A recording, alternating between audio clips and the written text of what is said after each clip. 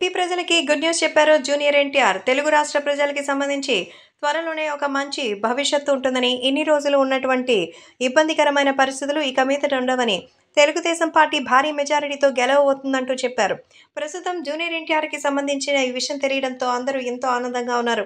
ఎన్టీఆర్ ఇటీవల ఒక మీడియా సమావేశంలో మాట్లాడుతూ, తాజాగానే జూనియర్ ఎన్టీఆర్ తెలుగుదేశం పార్టీకి జరగబోయే విశుద్ధమైనటువంటి వివరాల్ని తెలియజేస్తున్నారు.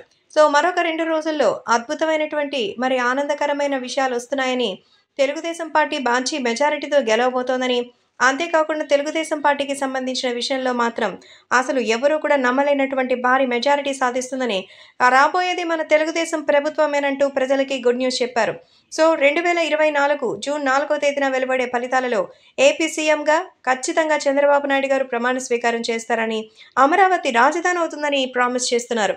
ప్రస్తుతం ఈ విషయాలు జూనియర్ ఎన్టీఆర్ స్వయంగా చెప్పడంతో అభిమానులు కూడా ఎంతగానో ఆనందంగా ఉన్నారు. ప్రస్తుతం వీటికి సంబంధించిన విషయం తెలిసి అందరూ కూడా ఎంతగానో చాలా ఆశ్చర్యం వ్యక్తం చేస్తున్నారు.